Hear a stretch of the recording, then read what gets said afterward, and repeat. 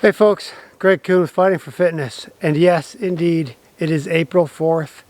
I live in Fairbanks, Alaska. Just got done plowing my driveway. We got, I don't know, 3 inches of snow in the last 24 hours, and as you can tell, it's still coming down. So I'm coming to you today to talk about COVID-19 and the response that we've had to it. And even just me saying COVID-19, I don't know about you guys, but I'm exhausted by the whole thing and frustrated by the whole thing and really kind of confused by the whole thing. But here's what I want to tell you. I've been kind of looking at the internet, Facebook a little bit, and I purposely stay away from the news just to try to keep my brain from being polluted. But let me just paint a contrast for you today. As I was looking through Facebook, I saw all kinds of emergency workers and EMS providers and whatnot, and they were decked out to the hilt in their personal protective equipment. And then what finally pushed me over the edge to film this video again, and this is about the 4th time I've tried to film one of these, because I'm not even sure what exactly it is that I'm trying to communicate, other than something here just isn't making sense to me. A few minutes ago, my son pulled down the driveway on his way to work, and he works at our local grocery store. So he's a retailer, he's a checker. He does courtesy work sometimes and checker work sometimes. And as you know, we're supposed to just not leave our house unless we're going out to get our essentials. But if you notice, who are the people that we're buying those essentials from, and what level PPE are they wearing, and how many of them are getting sick? It seems to me that if this virus is as bad and as deadly and as, I guess, communicable as we suspect or suspected that it was, then why aren't our checkers and our grocers and our retailers that are still in business, why aren't they dropping like flies? And well, I have my theories on that. So this morning I went for a long walk because I was really trying to get my head around what is it that I want to communicate to everyone, and what is my message? And I guess I have a couple of thoughts.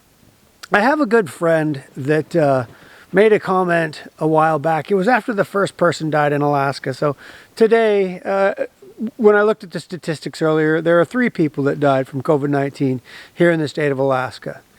Well, and this person made a post after the first person died, and they said they were really angry at the governor, really angry for waiting until there was a death in order to close down the whole state.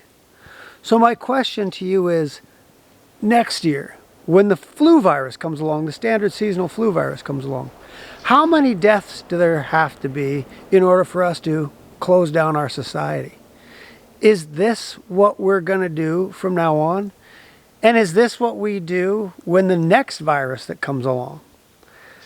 And quite frankly, I don't know what the answer is. And I'm glad that I'm not the person that's having to make these decisions, because if you're in a position of authority and you don't do enough, you're going to get crucified.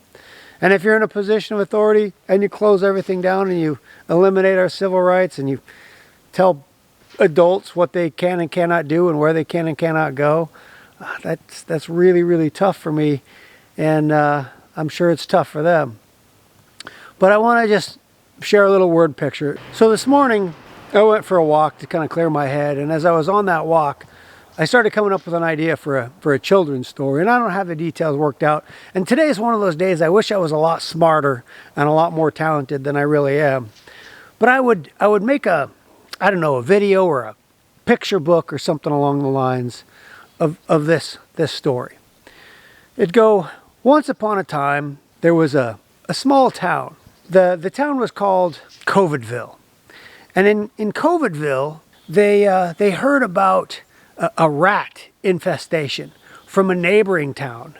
And in that rat infestation, those rats started carrying a disease around. And that disease was killing a lot of people. And the people in Covidville heard about the rats, and they knew that they had rats in their town. And no one liked rats. Rats were very scary. And rats were also known to carry disease. So the community leaders realized they'd had a rat problem for a very, very long time. But this time it was the worst. It was the most frightening. It was the scariest. Because in Covidville, they had developed a product. It was it was a little handheld device, and it was all connected to the same stream, and everybody in Covidville looked at this little device and they all got the same information, and they all started thinking the same way, and they all came up with the same idea at about the same time. We can't have this rat problem come to our community. And the community leaders knew there was one way to get rid of the rats, and that was to burn your house down. If you burned your house down, you would kill all the rats. But they knew they couldn't say, hey, everybody burn your houses down. And they knew they couldn't say, we're going to burn your houses down. So they just started telling the story of how dangerous the rats are. And then they started telling a few stories about how burning the houses down actually solved the rat problem. Well then, pretty soon, people started burning their houses down because they felt like it was the right thing to do. And then anybody that didn't burn their house down, well, they were very foolish and they weren't doing their part. So eventually, everyone in Covidville burned down their own houses. And they took care of the rat problem. And they took care of the virus. But then one day, when the virus was gone and the rats were gone, they wanted to go home. But they had no home to go to.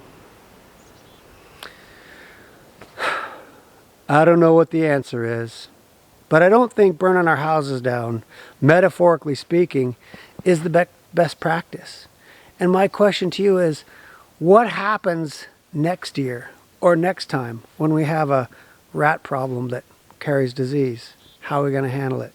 Well, I don't know, but I sure do hope as a society we think about it.